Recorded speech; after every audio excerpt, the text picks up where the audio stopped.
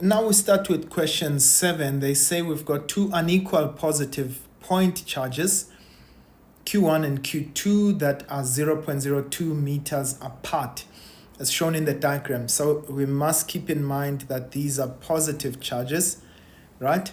So I think this was meant to be Q1 and Q2, okay?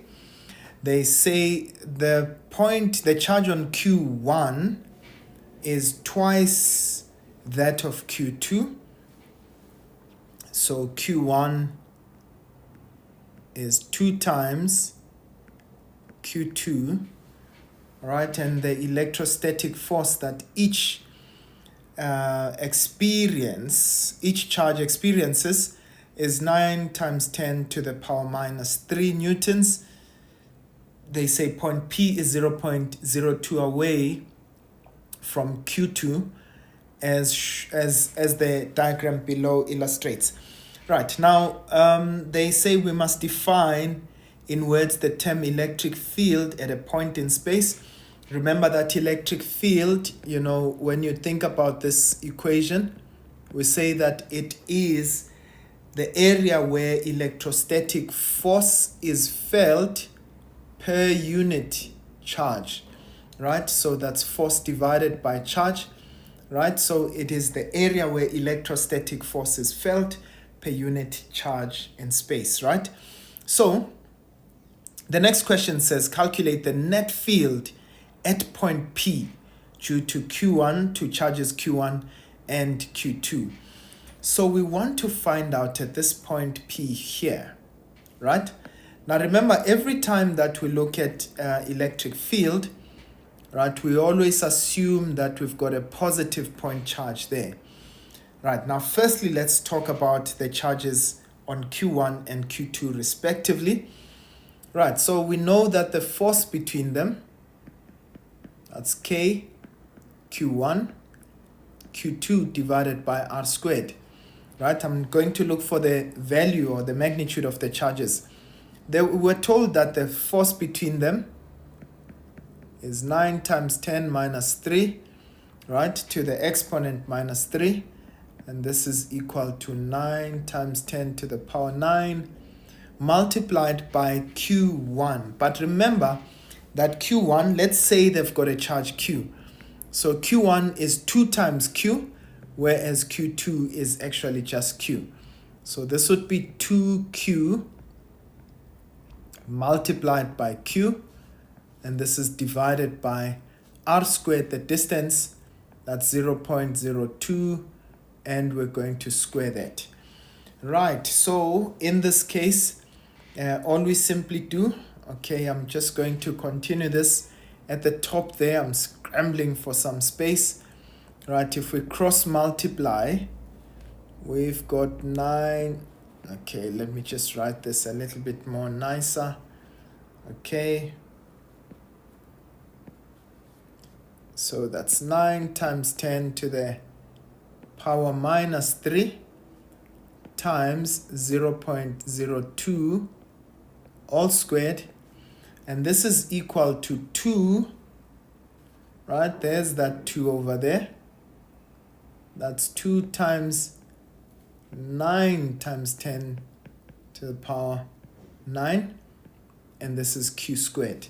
Now let's find the value of Q, right? So if I divide both sides by 2 times 9 is 18, so that's 18 exponent 9 to the power 9. And of course, we're going to take the square root thereafter, right? So I'm going to say this is 9. Okay, let's do this. So 9 exponent minus 3, right, multiplied by 0.02 squared. Okay, and we are dividing by 18 exponent 9. Okay, so I get 2 times 10 to the minus 16. But remember, what do we still need to do? We need to take the square root of our answer.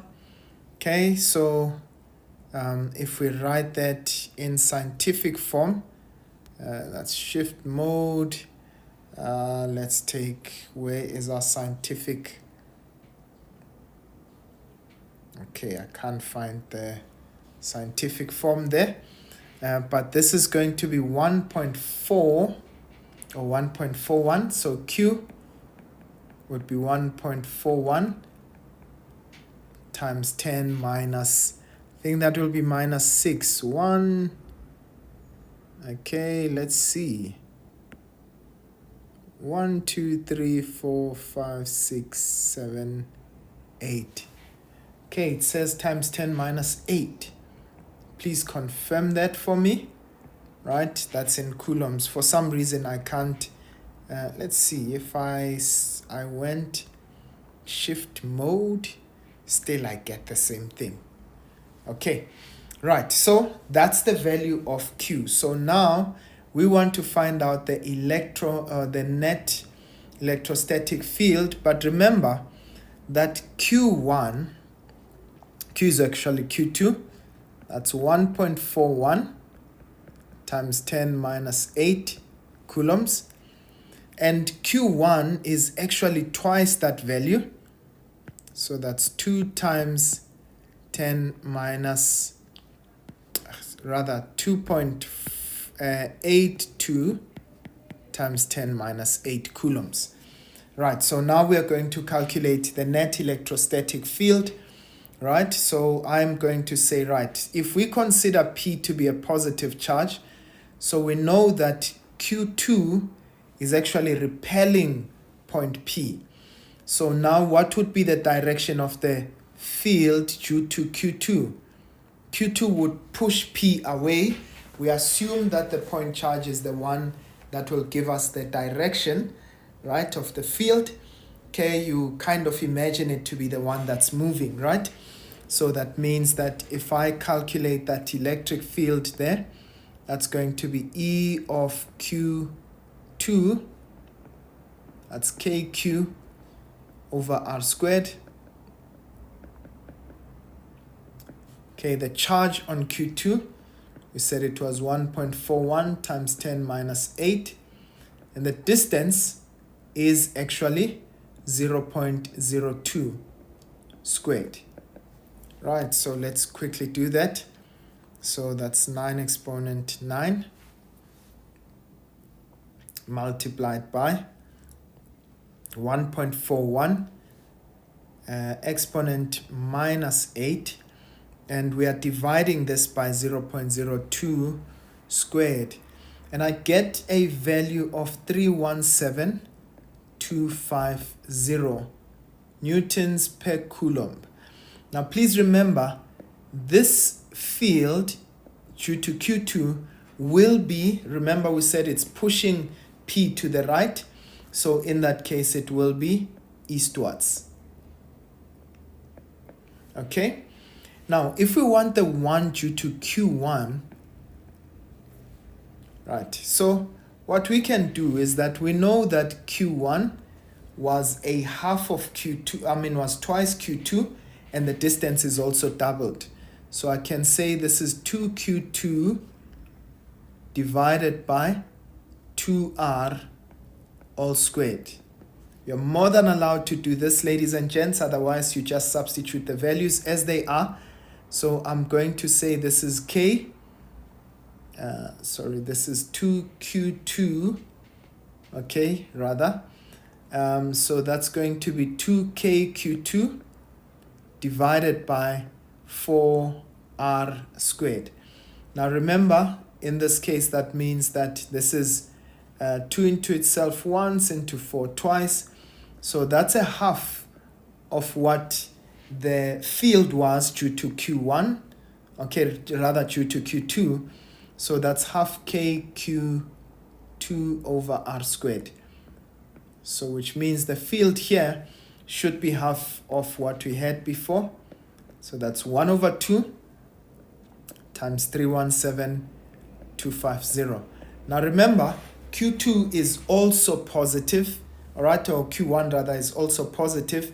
So that means it's going to repel point P. So both of them are to the east, right? So we're going to say E net will be the field due to Q1 plus the field due to Q2. We are assuming east is positive.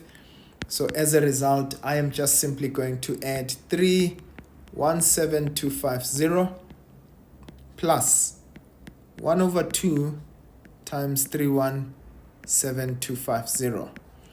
Okay, and what is our net field? Oops, I just removed that there. Let's just say this is 3 over 2. Okay, 317,250 plus 0.5 times 317,250. And you get 475,875 newtons per coulomb. That is the net electric field, right, at point P. Okay, so we can say to the east. Right, ladies and gents, that is how the cookie crumbles, as we are going to look at the next question.